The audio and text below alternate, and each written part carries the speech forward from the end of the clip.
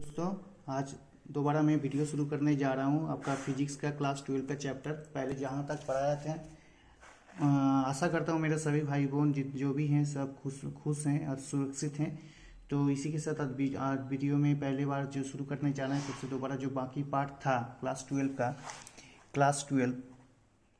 12 का जो बाकी पार्ट था वो फिजिक्स का जो electric field and electric charges, electric field and electric charge, electric field and electric charge का पहले हम लोग कहाँ तक डिस्कस किया था आप लोगों को शायद याद है। वहाँ से दोबारा मैं शुरू कर रहा हूँ। आप लोगों को अब तक पता चल गया है कि 1/4 पाई एप्सिलॉन जीरो का कितना वैल्यू हम लोग निकाले थे, 9 इंटू 10⁹ 9 इंटू 10⁹ निकाले थे। Newton metre square coulomb to the power -2 निकाले थे। इसी तरह फोर्स क्या निकाले थे हम लोग, 9 इंटू 10⁹ न्यूटन। ये कौन से सिस्टम में है आप लोग को पता है, न्यूटन मीटर का जिक्र किया जा रहा है, दैट मीन से एसआई सिस्टम में है। तो हम लोग का फॉर्मूला जो था पहले F = 1/4 pi epsilon zero. Epsilon zero क्या होता है पहले मैं बता चुका हूँ। एप्सिलॉन जीरो आपका डाइलेक्ट्रिक कांस्टेंट या परमिटिविटी होता है जीरो मीडियम में या गैसियस मीडियम में, शून्य या वैक्यूम मीडियम में भी आप बोल सकते हैं। तो इसको हम लोग क्या बोल सकते हैं, हम लोग बोल सकते हैं dielectric constant of the medium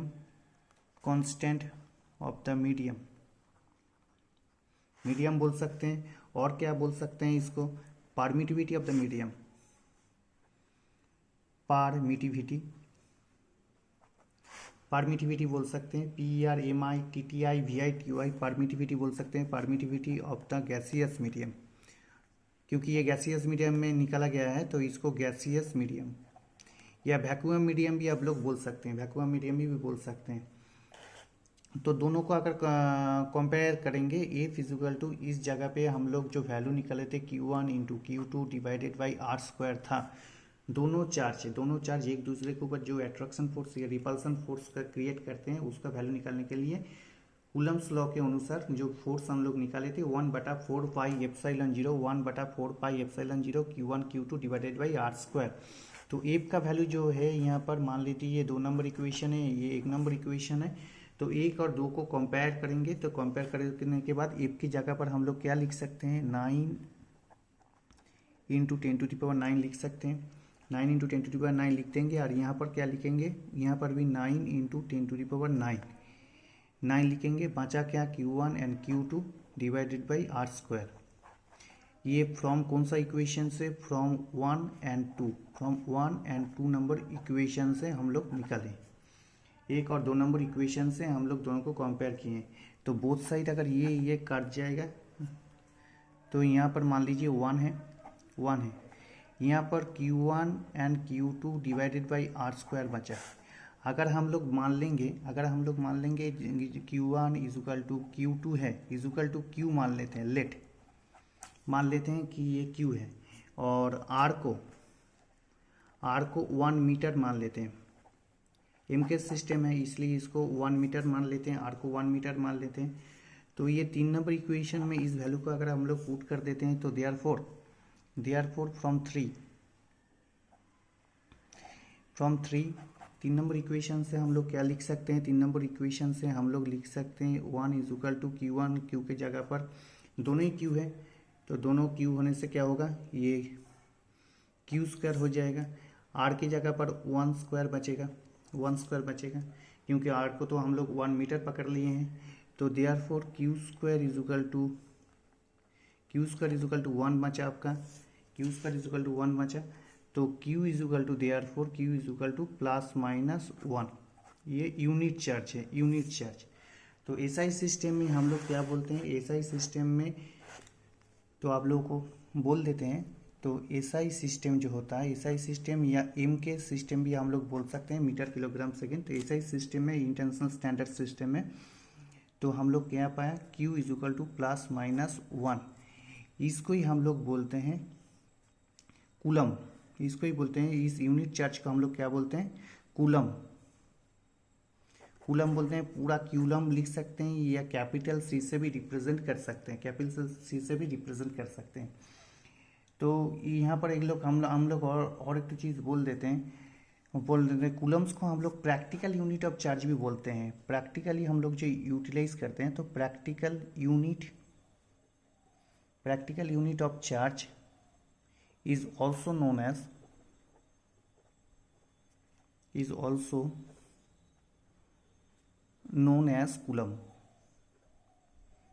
coulomb कहा जाता है।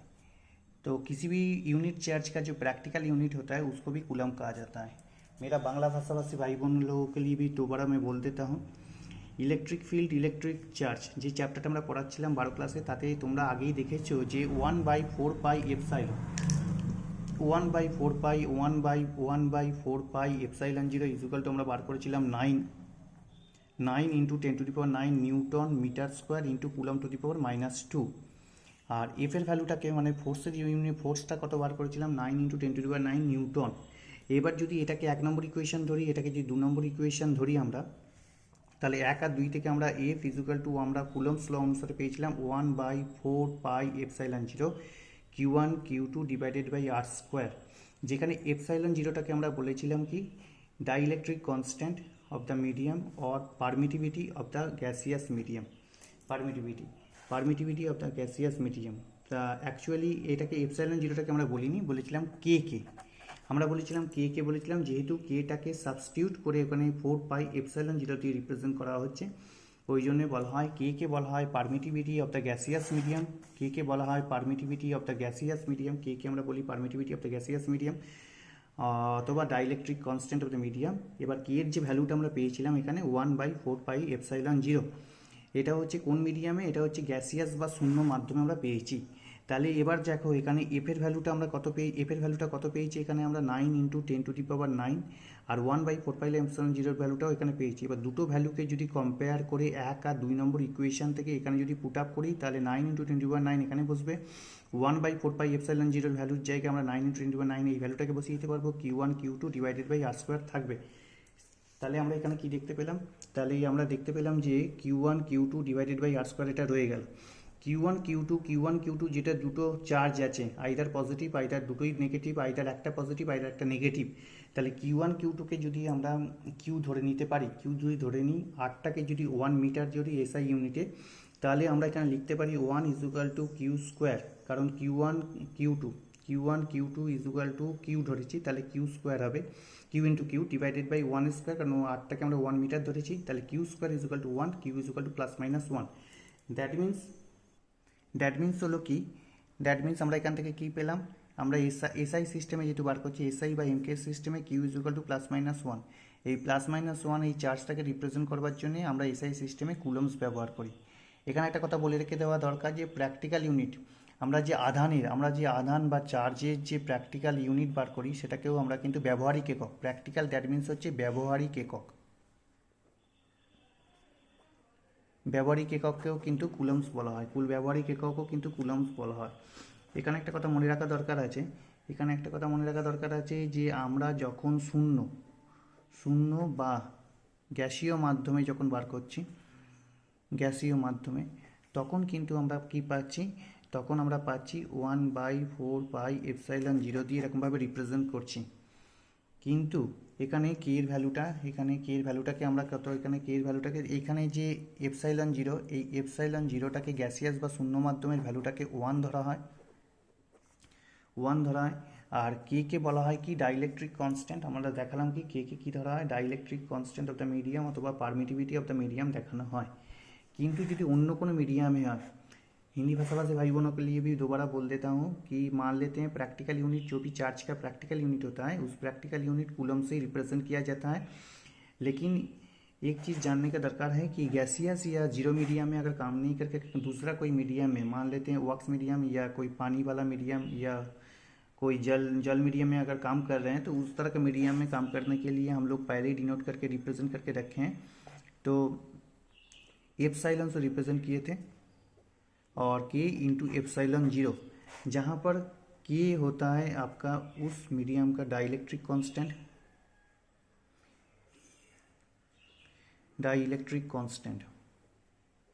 डाइलेक्ट्रिक कांस्टेंट बोल सकते हैं, या इसको बोल सकते हैं क्या, रिलेटिव परमिटिविटी, रिलेटिव परमिटिविटी भी कह सकते हैं। रिलेटिव परमिटिविटी और dielectric constant of the medium बोल सकते हैं। एप्सिलॉन को हम लोग बोल सकते हैं उस मीडियम का, जिस मीडियम में हम लोग काम कर रहे हैं उस मीडियम का परमिटिविटी।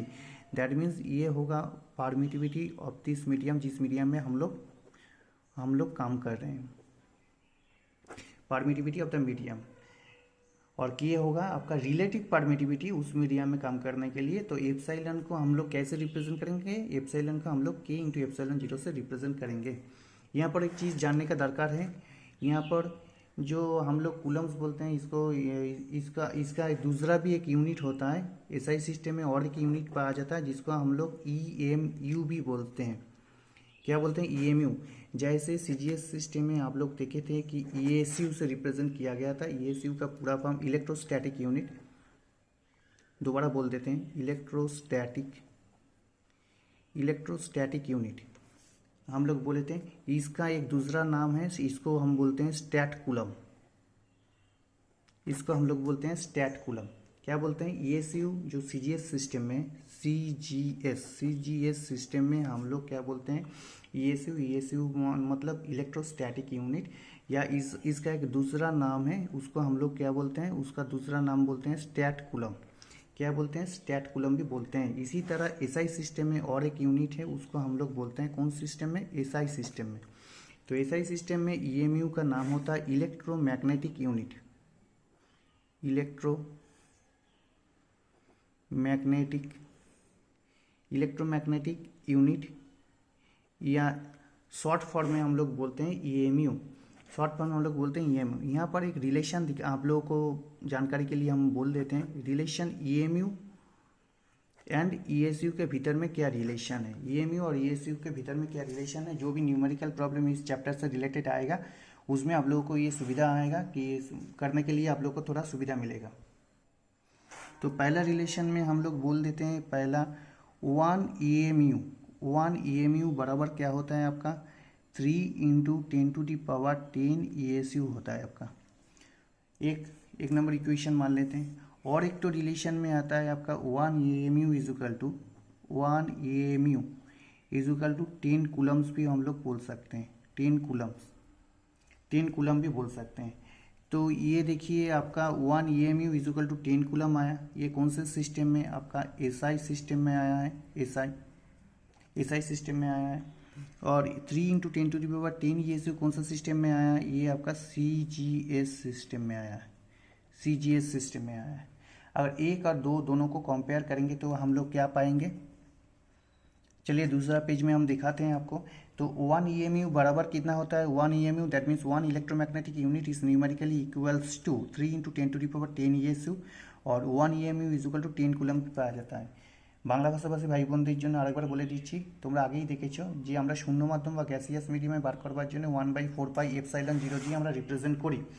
কিন্তু ধরো অন্য কোনো মিডিয়ামে আমরা কাজ করছি, অন্য কোনো মিডিয়ামে যদি গ্লাস মিডিয়াম বা জল মাধ্যমে আমরা যদি কাজ করি, তখন আমরা epsilon zero equal to K × epsilon zero আমরা লিখতে পারি। এখানে এপসাইলন যেটা দেওয়া আছে সেই এপসাইলনটাকে আমরা বলি কি পারমিটিভিটি মানে পরাবৈদ্যুতিক ধ্রুবক, পরাবৈদ্যুতিক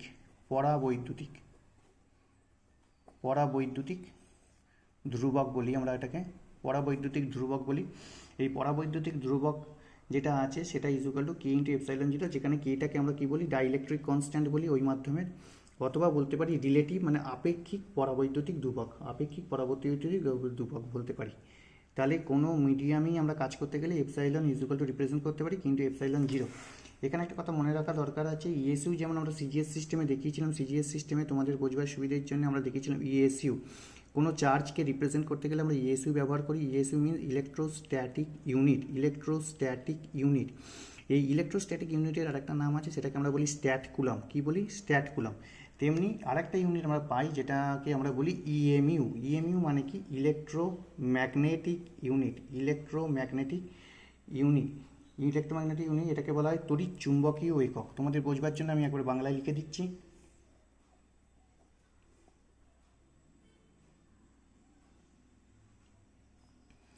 তড়িৎ চুম্বকীয় একক। তড়িৎ চুম্বকীয় একক বলতে পারি। এবার ইলেকট্রোম্যাগনেটিক ইউনিট যেটা আমরা পেলাম, এই ইএমইউ আর ইএসইউর একটা যদি রিলেশন তোমরা জেনে রাখো, তোমাদের যে কোনো অঙ্ক করতে সুবিধা হবে। এই চ্যাপ্টার রিলেটেড কোনো অঙ্ক যদি কোনো নিউমেরিক্যাল প্রবলেমস আসে তোমাদের করতে সুবিধা হবে। তাহলে এখানে একটা কথা জেনে রাখা দরকার, 1 EMU is numerically equal to 3 × 10⁻10 ESU. কত? 3 × 10⁻10 ইএসইউ সমান 1 ইএমইউ সমান 3 × 10⁻10 ইএসইউ লিখতে পারো। কোন সিস্টেমে ইএসইউ লেখা আছে, দ্যাট মিনস হচ্ছে সিজিএস সিস্টেম। আবার বলি 1 ইএমইউ সমান, আবার আমরা এটাও পাই যে 10 কুলম, মানে 10 কুলম পাই। তা কুলম যেখানে লেখা আছে দ্যাট মিনস এটা হচ্ছে এসআই ইউনিট। এবার এটাকে যদি 1 নম্বর দাও, এটাকে যদি 2 নম্বর দাও, দেখো এখানে সিজিএস সিস্টেম, এখানে হচ্ছে এসআই সিস্টেম। তাহলে এই সিজিএস আর এসআই এর মধ্যে একটা রিলেশন তোমরা স্থাপন করতে পারো। 1 ইএমইউ ইজ ইকুয়াল টু যদি 10 কুলম হয়, 1 ইএমইউ যদি 3 × 10⁻10 ইএসইউ হয়, that means both are numericals to each other. That means এই দুটোকে আমরা ইকুয়ালি রিপ্রেজেন্ট করতে পারি, কারণ দুটোই হচ্ছে 1 ইএমইউর সঙ্গে সমান। দ্যাট মিনস তার মানে 10 coulomb is equal two 3 × 10⁻10 ESU আমরা লিখতে পারি। তো চলো আমরা দেখি কি করতে পারি।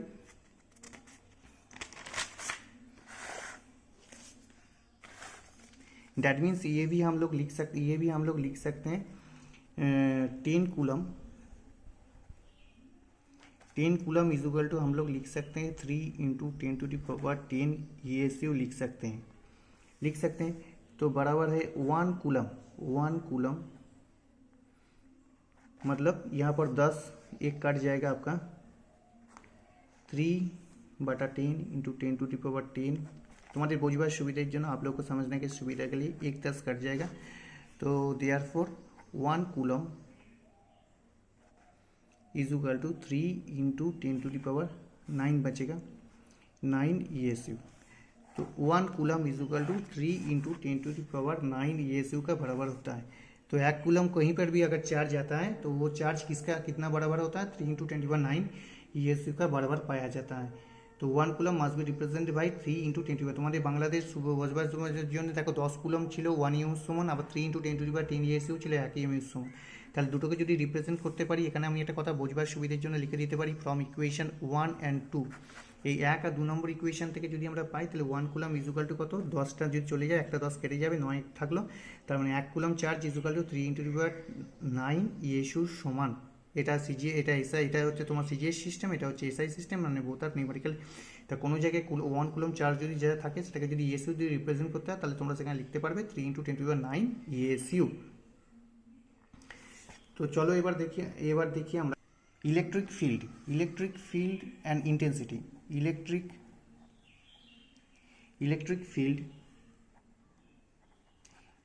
ফিল্ড আরেকটা কি, intensity of an electric field। intensity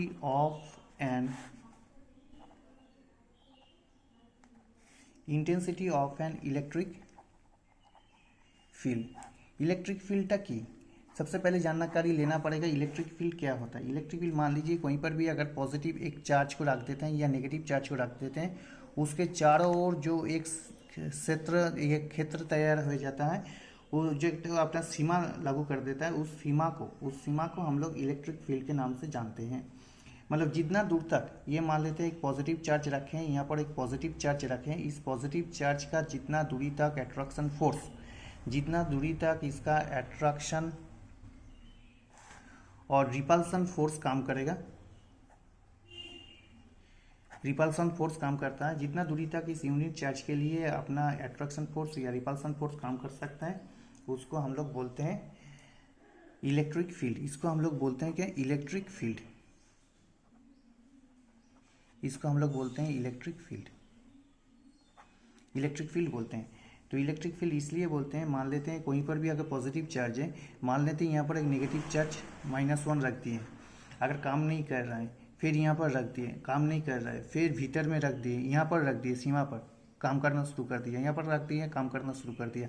तो यहाँ पर नेगेटिव रखें तो जायज़ है ये अट्रैक्ट करेगा, अगर मान लेते हैं पॉजिटिव रखें तो रिपील करना शुरू कर देगा। कहाँ से रिपील करना शुरू करेगा, अपना जो बॉर्डर लाइन है वहाँ जितना तक उसका कैपेसिटी है, जितना तक उसका लिमिटेशन है, उस लिमिटेशन के अनुरूप अगर एक परिधि बनाया जाए, एक सर्कुलर या एक बॉर्डर बनाया जाए, उस बॉर्डर उस फील्ड तक उसका काम कर सकता है, उसके बाहर में उसका काम नहीं होगा। तो इस तरह का जो अट्रैक्शन है, रिपल्सन फोर्स, किसी भी पॉजिटिव चार्ज या किसी भी नेगेटिव चार्ज यूनिट चार्ज के लिए उसका जो काम बनता है उस फील्ड को हम लोग बोलते हैं इलेक्ट्रिक फील्ड बोलते हैं। तो इलेक्ट्रिक फील्ड में और इंटेंसिटी क्या होता है, इंटेंसिटी मान लेते हैं यहाँ पर एक पॉजिटिव चार्ज है, मान लेते हैं यहाँ पर एक नेगेटिव चार्ज है, नेगेटिव चार्ज है। तो ये पॉजिटिव चार्ज इस नेगेटिव चार्ज को जितना फोर्स से अट्रैक्ट या रिपील करता है, जितना फोर्स से ये पॉजिटिव चार्ज इस नेगेटिव चार्ज को खींचता है, या जितना फोर्स से, मान लेते हैं यहाँ पर अगर पॉजिटिव रहता है तो पॉजिटिव को रिपील करेगा, अगर पॉजिटिव रहता है, ये नेगेटिव रहता है तो पॉजिटिव नेगेटिव को अट्रैक्ट करेगा। तो जितना जोर से, जितना फोर्स से ये पॉजिटिव चार्ज इस नेगेटिव को अट्रैक्ट करता है या पॉजिटिव चार्ज पॉजिटिव को रिपील करता है, इस अट्रैक्शन फोर्स जो फोर्स लगाता है इसको ही हम लोग बोलते हैं इंटेंसिटी। इंटेंसिटी बोलते हैं किसका, उस फील्ड का इंटेंसिटी बोलते हैं, intensity of an electric field बोलते हैं।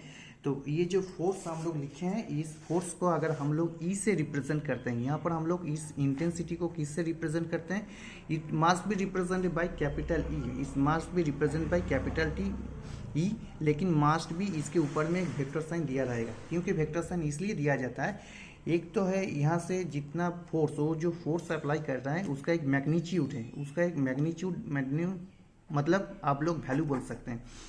जितना फोर्स से, जितना जोरों से वो अपने तरफ खींच रहा है या अपने तरफ से अपने से दूर तक फेंकने का कोशिश कर रहा है और मतलब रिफिल कर रहा है, ये उसका एक पर्टिकुलर वैल्यू है। तो उस वैल्यू को हम लोग मैग्नीट्यूड बोलते हैं अकॉर्डिंग टू फिजिकल साइंस, आप लोग पहले ही पढ़ चुके हैं स्केलर वेक्टर में। और मान लेते हैं एक दिशा के तरफ वो आता है, एक पर्टिकुलर दिशा के तरफ, एक डायरेक्शन वाइज वो अट्रैक्ट करता है या डायरेक्शन वाइज वो रिपील करता है। तो एक पर्टिकुलर दिशा पाया जाता है, तो जहाँ पर दिशा और वैल्यू दोनों ही पाया जाता है उस तरह का क्वांटिटी को हम लोग वेक्टर क्वांटिटी बोलते हैं। ये आप लोग पहले ही जानकारी ले चुके हैं।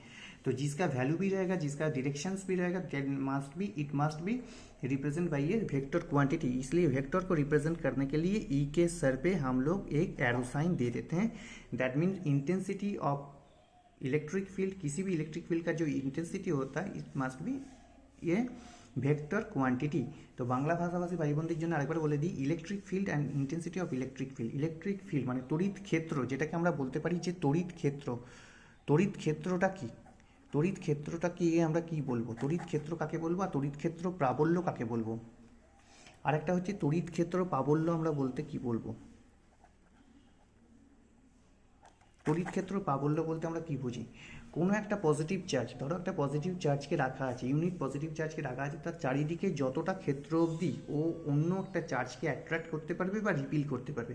ধরো এখানে প্রথমে একটা মাইনাস চার্জকে রেখেছিলাম, দেখলাম কোনো রকমের কাজ হচ্ছে না, ও কোনো রকম কাজ করতে পারছে না। মাইনাস হলে দ্যাট মিনস ও অ্যাট্রাক্ট করবে, কিন্তু অ্যাট্রাক্ট করতে পারছে না।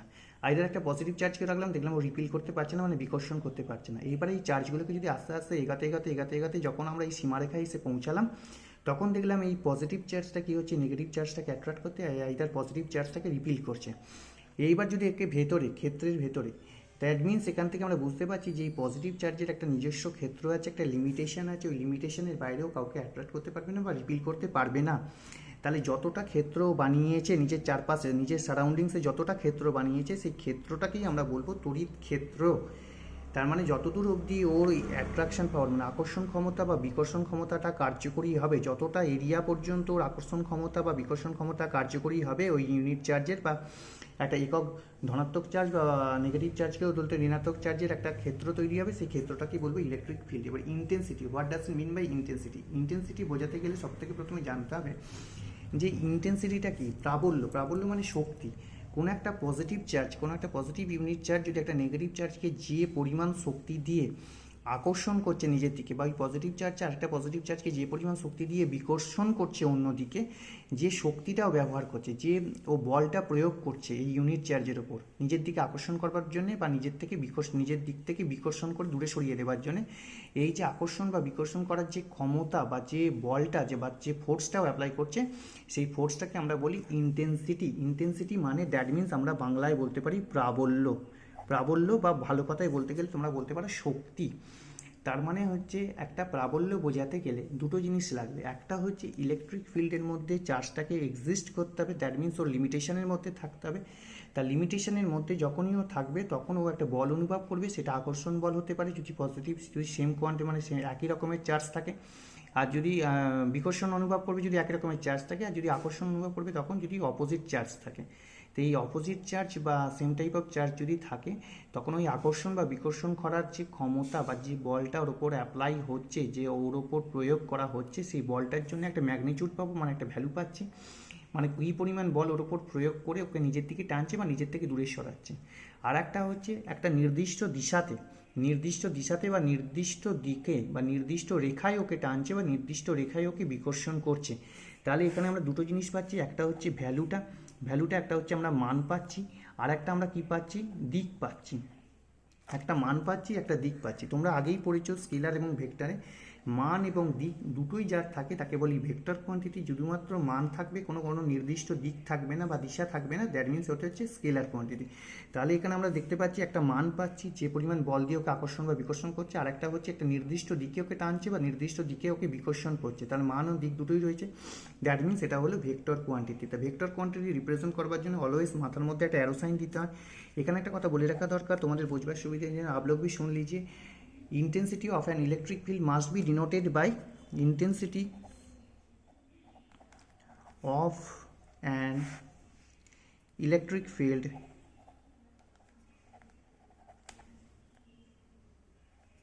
must be represented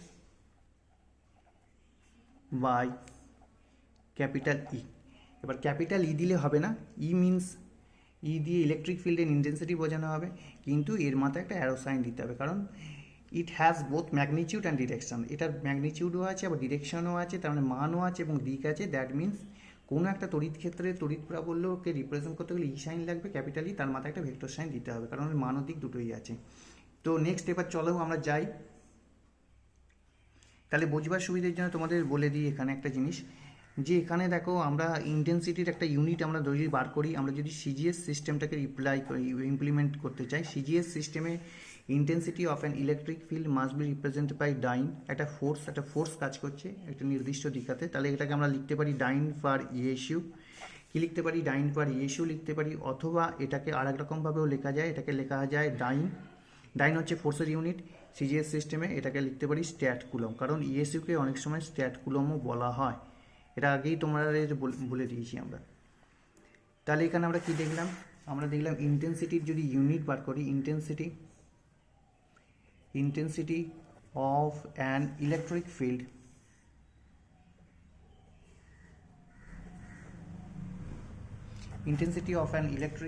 এর যদি ইউনিট বার করতে চাই, তাহলে ইউনিট দুটো সিস্টেমে বার করব। একটা হচ্ছে তোমাদের সিজিএস সিস্টেম যেটাকে আমরা বলি। তা সিজিএস সিস্টেমে আমরা কি কি ইউনিট দেখতে পেলাম, একটা হচ্ছে আমরা দেখতে পেলাম ডাইন হচ্ছে ফোর্সের ইউনিট। সিজিএস সিস্টেমে ডাইন পার ইএসইউ লিখতে পারো তোমরা, অথবা কি লিখতে পারো ডাইন পার স্ট্যাট কুলম লিখতে পারো, এটাকে লিখতে পারো অথবা এটাকে লিখতে পারো।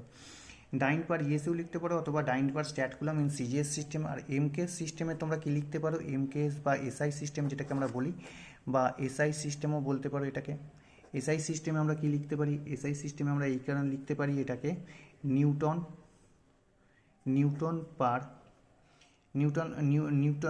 লিখতে পারো, নিউটন পার কুলম লিখতে পারো, যেহেতু চার্জের ইউনিট কুলম ওই জন্য নিউটন পার কুলম লিখতে পারো। তাহলে এটাকে তুমি নিউটন পুরো ক্যাপিটালে লিখতে পারো, ক্যাপিটাল এন দিয়েও রিপ্রেজেন্ট করতে পারো, তা নিউটন এন বাই সি লিখতে পারো, যেহেতু coulomb must be represented by capital C whereas newton must be represent by capital N. That means আমরা এসআই সিস্টেম বা এমকেএস সিস্টেমে নিউটন পার কুলম হিসেবে এইভাবে রিপ্রেজেন্ট করতে পারি। তার মানে হচ্ছে intensity of an electric field কোনো একটা তড়িৎ ক্ষেত্রে তড়িৎ প্রাবল্যকে যদি রিপ্রেজেন্ট করতে হয় সিজিএস সিস্টেমে ওর এককটা হবে ডাইন পার ইএসইউ বা ডাইন পার স্ট্যাট কুলম বলতে পারো, আর এমকেএস সিস্টেম বা এসআই সিস্টেমে বলতে পারো নিউটন পার কুলম, যেটাকে capital N by capital C দিয়েও রিপ্রেজেন্ট করা যায়। তাহলে এবার চলো দেখি আমরা। तो अभी हम लोग क्या डिस्कस करेंगे, electric intensity at A point near A charge conductor. Electric intensity at A point near A charged conductor. धरो एक गोलक बनालाम, एबार गोलक আহিত परिबाहेर निकटे गोलकटाके जो चार्ज करा है, टोटाल चार्ज एके धरलाम पजिटिव चार्ज किউ दिए रिप्रेजेंट करलाम, चार्जटाके धरलाम किউ। सेंटर पॉइंट कोनटाके धरलाम, सेंटर पॉइंट धरलाम ओ। এখানে একটা পি পয়েন্ট ধরে নিলাম, সারফেসের উপর একটা পি পয়েন্ট আছে যেখানে একটা ইউনিট চার্জ পজিটিভ 1 চার্জ আছে, আর ডিস্টেন্সটা কত সেন্টার থেকে, এই ডিস্টেন্সটা হচ্ছে, রেডিয়াসটা হচ্ছে আর দিয়ে রিপ্রেজেন্ট করলাম। তাহলে এর ডিস্টেন্সটা ওপি ডিস্টেন্সটাকে যদি আমরা আর মনে করি, টোটাল চার্জটাকে আমরা যদি বলি স্পিয়ারে, total charge of the sphere যদি আমরা ধরে নিই, total charge of the sphere যদি আমরা ধরে নিই পজিটিভ কিউ, আর পিতে চার্জ কত আছে আমরা ধরলাম, পিতে আমরা ধরে নিলাম পি এর চার্জ কত আছে, পজিটিভ 1 ধরলাম, পজিটিভ 1 চার্জ আছে ধরে নিলাম। এইবার এখানে একটা জিনিস জানতে হবে যে তাহলে ক্ষেত্রফল মানে ইন্টেন্সিটি কত পি পয়েন্টে, then the intensity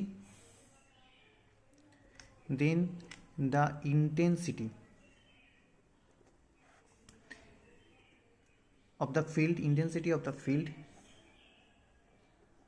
at point P পয়েন্টে ইন্টেন্সিটি কত হবে, পি পয়েন্টে ইন্টেন্সিটি বার করবার জন্য তখন কি করতে হবে, তখন আমরা ই দিয়ে রিপ্রেজেন্ট করব, ই দিয়ে আমরা কি ইন্টেন্সিটি রিপ্রেজেন্ট করি, দ্যাট মিনস হবে কি ই ইজুকাল টু আমরা কি লিখতে পারবো, ই ইজুকাল টু আমরা লিখবো চার্জ কত আছে, এখানে কিউ চার্জ আছে, এখানে দেখো টোটাল চার্জটা স্পিয়ারের টোটাল চার্জটা যদি সেন্ট্রালাইজড করা থাকে, সেন্টারে যদি কেন্দ্রীভূত করা থাকে, তার মানে কিউ ইন্টু 1 ডিভাইডেড বাই কী হবে, কে ইন্টু আর স্কোয়ার হবে, যেখানে কে হচ্ছে কি ডাইইলেকট্রিক কনস্ট্যান্ট অথবা পারমিটিভিটি অফ দ্য মিডিয়াম। এবার যদি আমরা বলি আধানের তলমাত্রিক ঘনত্ব, গোলকটার আধানের তলমাত্রিক ঘনত্ব কি, surface density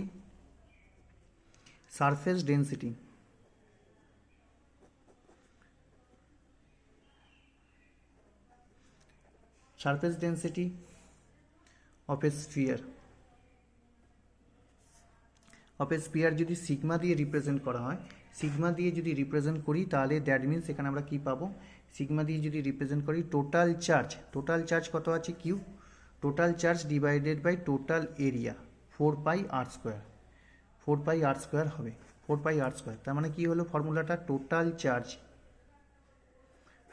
charge divided by total area, total charge by total area করতে গেলে that means sigma is equal to Q divided by 4 pi R square.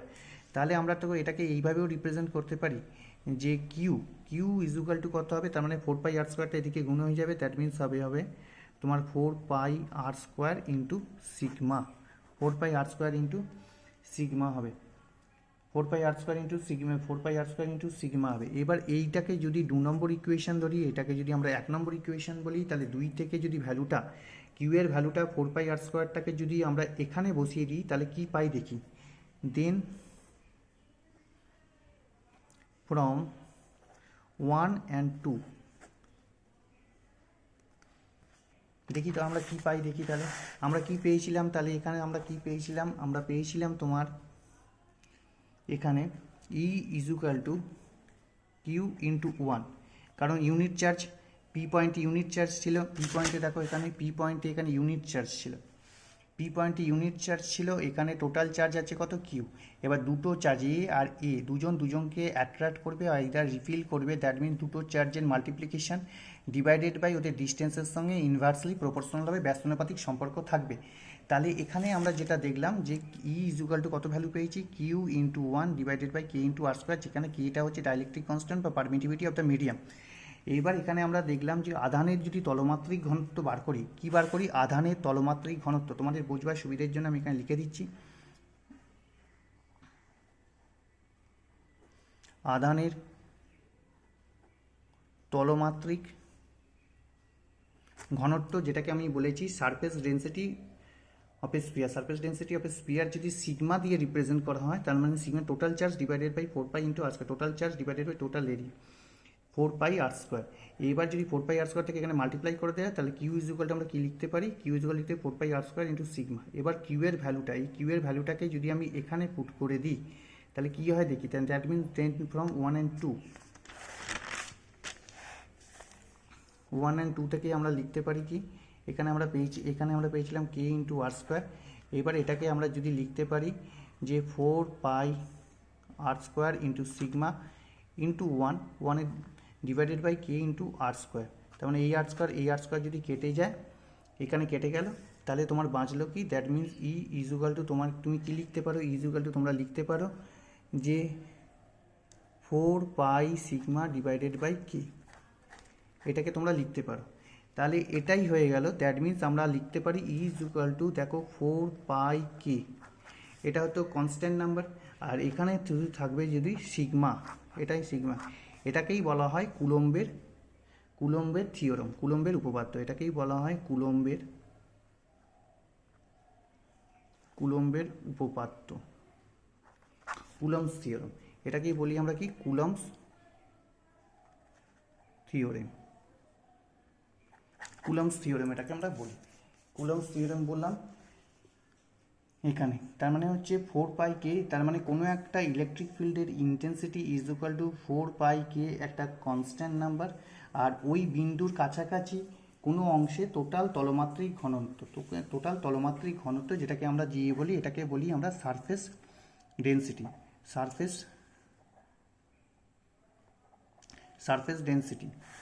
Surface density, বা এটাকে তোমরা লিখতে পারো तलोमात्रिक घनत्व। हिंदी भाषाभाषी भाई और बहन लोगों के लिए दोबारा एक बार बोल देते हैं। इलेक्ट्रिक इंटेंसिटी देखिए यहाँ पर, electric intensity at A point कौन सा पॉइंट पे, पर्टिकुलर पॉइंट पे नियर ए चार्ज कंडक्टर, एक छोटा सा स्फीयर बनाया मैंने, यहाँ पर सेंटर पॉइंट में देखिए, सेंटर को हम लोग 0 से रिप्रेजेंट किए हैं, यहाँ पर एक पॉइंट पी रखे हैं। टोटल इस स्फीयर का चार्ज अगर हम लोग क्यू मान लेते हैं, पी पॉइंट पे एक पॉजिटिव चार्ज +1 रखें, +1, तो ये वाला चार्ज यहाँ पर सेंट्रलाइज्ड है, ये चार्ज अगर यहाँ पर सेंट्रलाइज्ड है टोटल चार्ज, तो ये भी पॉजिटिव, ये पॉजिटिव, आइदर ये पॉजिटिव ये नेगेटिव, तो एक दूसरे के ऊपर जो फोर्स अप्लाई कर रहा है, may be attraction may be repulsion force, उसको डिनोट करेंगे, उसका इंटेंसिटी निकालेंगे। ओपी डिस्टेंस को अगर आर मान लेते हैं, इसको अगर रेडियस के ऊपर मान लेते हैं, इस सरफेस के ऊपर, इसका जो सरफेस है, सरफेस के ऊपर ही यहाँ पर पी पॉइंट है, तो ओपी बराबर हम लोग आर बोल सकते हैं। तो टोटल चार्ज स्फीयर का कितना माने हैं, टोटल चार्ज स्फीयर का हम लोग क्यू माने हैं। पी पॉइंट में कितना चार्ज है, पी पॉइंट पे आपका +1 चार्ज है। तो किसी भी पॉइंट का इंटेंसिटी पहले ही हम लोग दिखा है जे, then the intensity of the sphere particular point पे, कौन सा पॉइंट पे, पी पॉइंट पे। तो पी पॉइंट पे अगर इंटेंसिटी निकालने जाएंगे, तो निकालने के लिए टोटल चार्ज, इसका चार्ज कितना है Q, और पी पॉइंट में कितना चार्ज है 1, तो दोनों चार्ज का multiplication Q into 1 divided by K into R square, जहाँ पर K क्या है, परमिटिविटी ऑफ द मीडियम, या ये भी इस तरह भी बोल सकते हैं आप लोग, dielectric constant of the medium. तो इंटेंसिटी को निकालने के लिए intensity is equal to Q, दोनों चार्ज का मल्टीप्लाई वैल्यू डिवाइडेड बाई उसका डिस्टेंस के साथ इन्वर्सली प्रोपोर्शनल होगा, और चार्ज के साथ क्या होगा, कोई भी फोर्स को जब भी इम्प्लीमेंट करते हैं, एक्सप्रेस करते हैं अकॉर्डिंग टू कूलम्ब्स लॉ के अनुसार, चार्ज का मल्टीप्लाई, दैट मीन्स दोनों चार्ज के साथ वो लोग डायरेक्टली प्रोपोर्शनल होगा फोर्स, और फोर्स क्या होगा, इन्वर्सली प्रोपोर्शनल होगा, स्क्वायर वैल्यू के साथ, डिस्टेंस का स्क्वायर वैल्यू के साथ इन्वर्सली प्रोपोर्शनल होगा। तो यहाँ पर टोटल चार्ज कितना है, +Q, यहाँ पर कितना चार्ज है, +1 यूनिट चार्ज है, तो Q into 1 divided by K into R square. K इसलिए दिया गया है, जिस मीडियम पे हम लोग काम कर रहे हैं उस मीडियम का डाइलेक्ट्रिक कांस्टेंट या परमिटिविटी ऑफ द मीडियम होगा। तो सरफेस डेंसिटी को रिप्रेजेंट करने के, surface density of A sphere, मान लेते हैं इस स्फीयर का सरफेस डेंसिटी क्या है। सरफेस डेंसिटी को अगर हम लोग सिग्मा से रिप्रेजेंट करते हैं, डेंसिटी को, सरफेस डेंसिटी को अगर सिग्मा से रिप्रेजेंट करते हैं, तो टोटल चार्ज बाटा टोटल एरिया। तो टोटल चार्ज देखिए यहाँ पर आपका Q है, और total area 4 pi R square है। तो इस स्फीयर का सरफेस डेंसिटी क्या है, सरफेस डेंसिटी सिग्मा से रिप्रेजेंट किया गया है, sigma is equal to Q by 4 pi R square. अगर ये वाला जो न्यूमेरिकल वैल्यू है, न्यूमेरिकल जो डिजिट है, इसको अगर यहाँ पर मल्टीप्लाई कर देते हैं तो Q का वैल्यू निकल आएगा। तो Q बराबर क्या लिख सकते हैं, 4 पाई आर स्क्वायर, ये इधर चला गया है, 4 pi R square into sigma. तो ये मान लेते हैं 2 नंबर इक्वेशन है, और पहले वाला जो इंटेंसिटी का जो फॉर्मूला लिखे हैं वो 1 नंबर इक्वेशन है।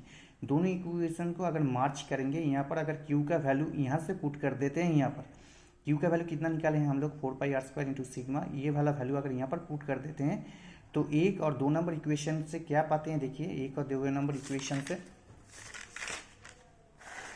1 और 2 नंबर इक्वेशन से हम लोग यहाँ पर पहले इंटेंसिटी ऑफ ए फील्ड क्या निकालेंगे उस पर्टिकुलर पॉइंट पे, Q into 1 divided by K into R square.